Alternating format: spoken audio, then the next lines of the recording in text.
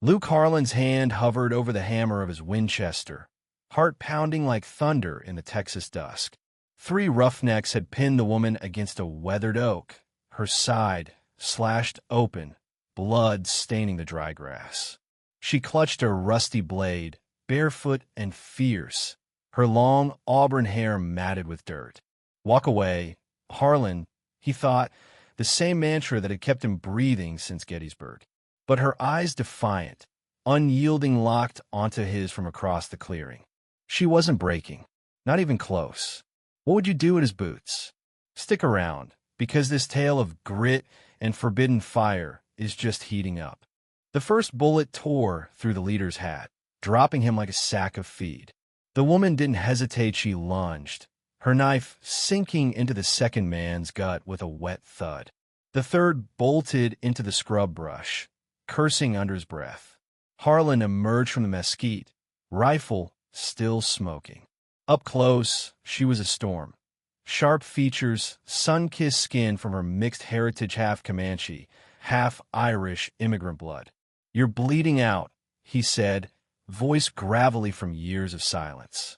"I'll manage," she replied, her accent a soft blend of frontier drawl and native cadence. Mia Red Hawk, he learned later, daughter of a cattle driver who'd wed a chief's kin and died for it in a raid. Widow of a scout who'd wasted away from fever, not glory.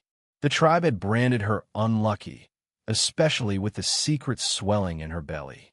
Harlan helped her to his rundown shack on the Panhandle Plains, where coyotes howled and dust storms raged.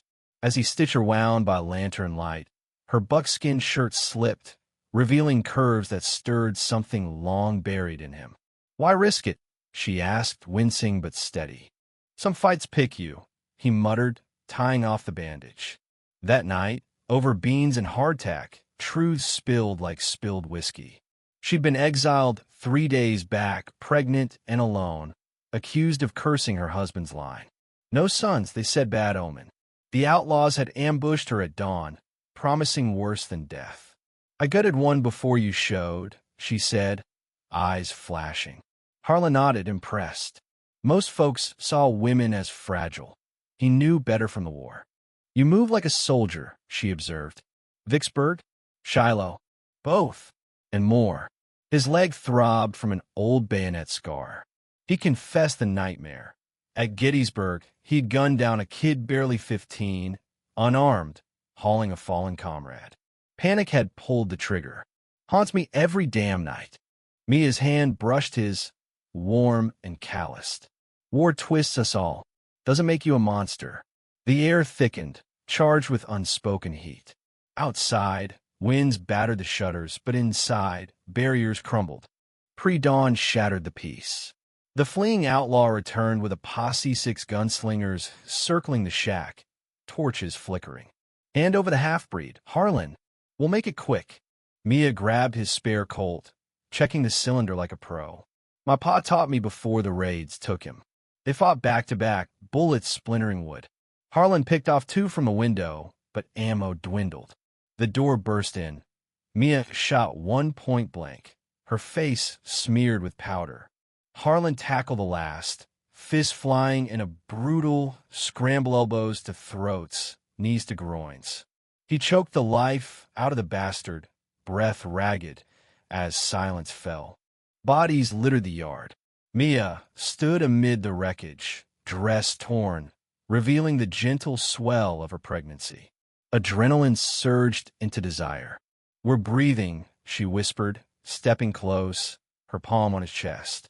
He gripped her waist, pulling her in. "Mia," but words failed. They crashed together, clothes shedding in frantic pulls. His scars met her smooth skin. She traced his wounds with lips that burned. "The baby's his," she murmured, guiding his hand to her belly.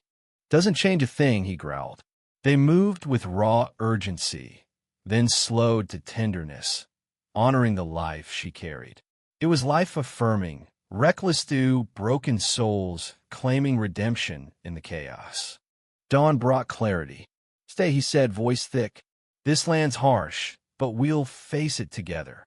She smiled, fierce and true. I dreamed of a warrior like you, scarred but strong.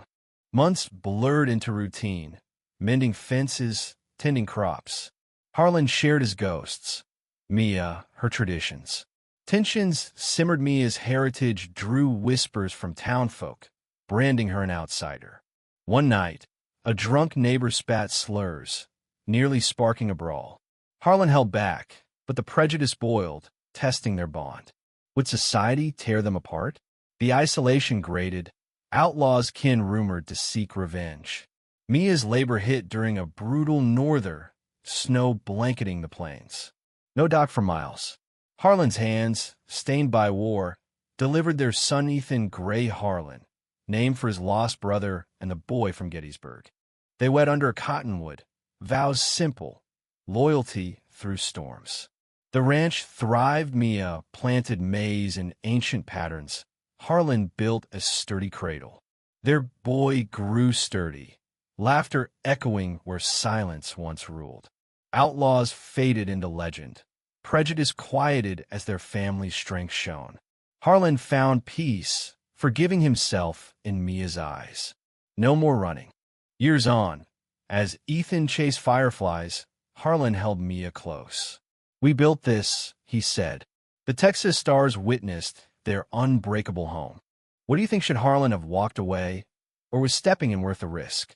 Share your stance in the comments below. Did Mia's strength change your view on resilience? Let's hear your thoughts.